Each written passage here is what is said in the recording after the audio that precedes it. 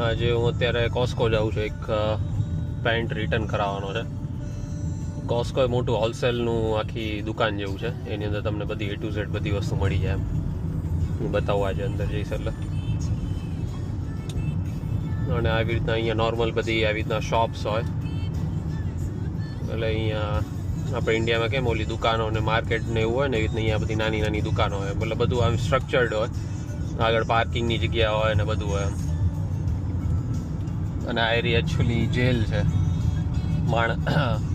મેનની, એમ પુરુષ લોકોની. લેડીઝની પાછળ છે, પણ અહીંયાથી બધું એકદમ પેક છે. અહીંયા તમે જોશો ને તો તાર બાર બધા બાંધેલા છે ને સિક્યુરિટી એકદમ ટાઈટ હોય અહીંયા આ લોકોની.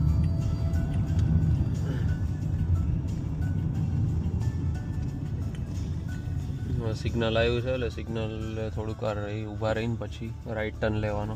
અહીંયા એના નિયમો છે, એનો પણ એકવાર હું તમને વિડીયો બનાવીશ કે અહીંયા અમેરિકામાં કેવી રીતના રૂલ્સ હોય છે બધા ડ્રાઇવિંગના.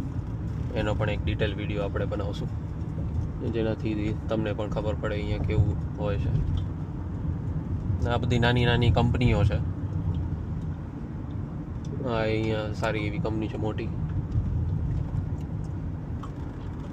અને આ સાઈડ અહીંયાથી જઈએ ને એટલે સ્વામિનારાયણનું મંદિર આવે છે. એ બહુ મોટું મંદિર છે. આખા અહીંયા કેલિફોર્નિયામાં, સધર્ન કેલિફોર્નિયામાં, મતલબ સાઉથ કેલિફોર્નિયામાં સૌથી મોટું મંદિર છે BAPSનું. એ અહીંયાથી આગળથી જ આમ જઈએ ને એટલે આવે.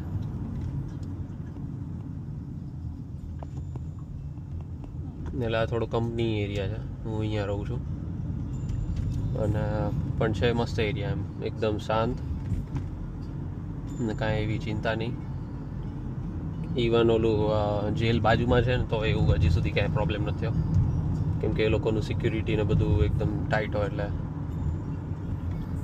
પછી અહીંયા બધી નાની નાની દુકાનો હોય ખાવા પીવાની ને જીમ ને એવું બધું. એમ આગળ એક ઇન્ડિયન રેસ્ટોરન્ટ પણ છે, એ બતાવું તમને આજે. નજીકમાં ક્યારેક કોઈક વાર ઇન્ડિયન ખાવાની, મતલબ બહાર જવાની ને એવી ઈચ્છા થાય તો અમે લોકો જતા હોઈએ. આ બધા અહીંયાના બધા રેસ્ટોરન્ટ છે. આ બીજેસ છે, એ પણ સારું છે. બર્ગર ને પિઝા ને એવું બધું મળે એની અંદર. આયરું છે કૈલાસ પર્વત, આ હમણાં નવું બન્યું છે અહીંયા. એની બહુ બધી ફ્રેન્ચાઇઝી છે આખા ઓલ ઓવર ધ વર્લ્ડમાં. સારું છે ફૂડ એનું. આગળ આવેલો ફોર્ડનો શોરૂમ છે, ત્યાં બધા ગાડીઓ ને બધું પડ્યું હોય.